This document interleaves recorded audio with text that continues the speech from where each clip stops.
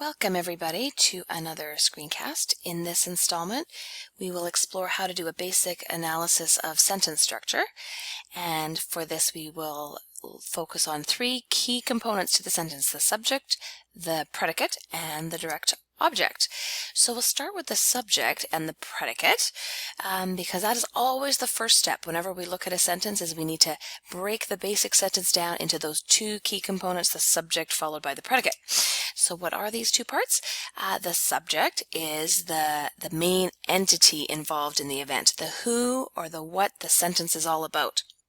And for English, the subject, conveniently, is always the first mentioned entity, at least for the kinds of sentences we're going to look at. And since it's an entity, a thing, the subject will always be in the form of a noun phrase. So the first part of the sentence is the noun phrase, the subject. The second part of the sentence is what we call the predicate. And the predicate is then the rest of the sentence. What is that subject doing? Is there something happening? Is there some kind of event that the subject is involved with?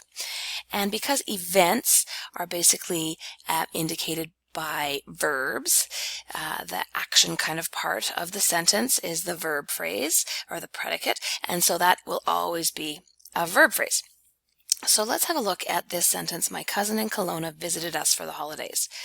So first thing we need to do is figure out who or what is this sentence all about. So the subject in this sentence is my cousin in Kelowna. Now you might be thinking cousin's the main event here, and you'd be tempted just to say my cousin is the subject of the sentence. But here we have to include in Kelowna as part of the subject, because in Kelowna is not talking about the event. It's not what happened in this sentence. It's just linking back to the main noun in the subject, the cousin. It's a further description of the cousin. So that's one thing you have to be careful about, is that you don't automatically stop figuring out what part is the subject after you hit what we call the main noun or the head noun of the subject, cousin.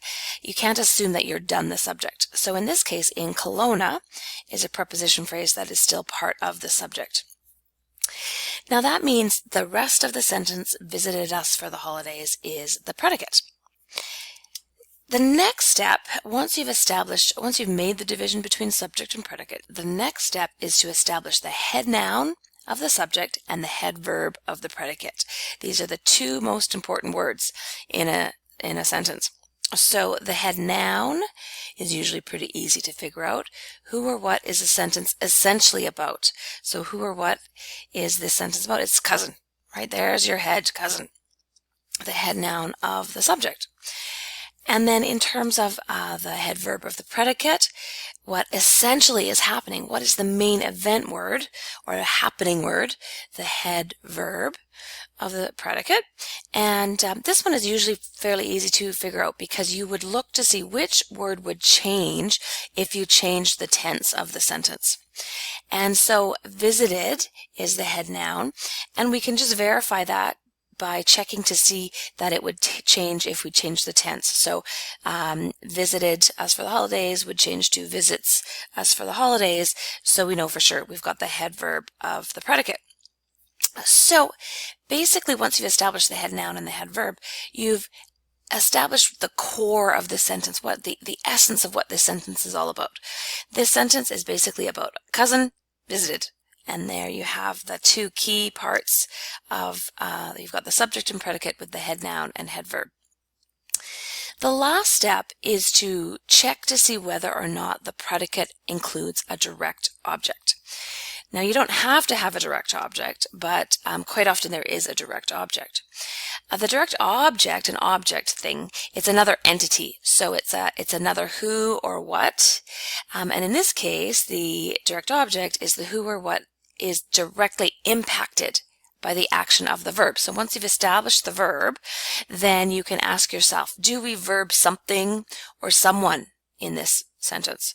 So do you visit someone or something? Or in this case, the cousin. Does the cousin visit someone or something?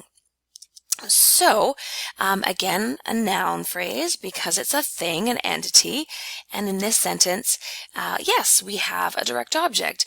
Does the cousin visit someone or something? Yes, it or he or she, I guess, visits us for the holidays. So us is the direct object of this sentence. Now, you may not always have a direct object. Not every kind of verb is what we call a transitive verb and takes a direct object. Here's a sentence in which there is no direct object. My cousin from Kelowna traveled during the holidays. And if you ask yourself, did they verb something? Did my cousin travel something or someone?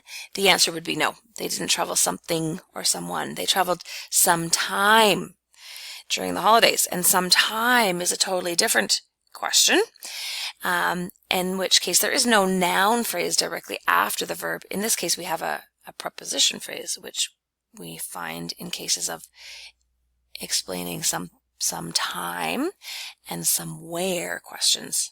That's what preposition phrases typically do. So the overall sentence analysis: my cousin in Kelowna is the subject, noun phrase of this sentence. Cousin is the head noun inside the subject. Visited us for the holidays is the predicate verb phrase for the sentence with the head verb visited. And in this case, there is a direct object, and that is us.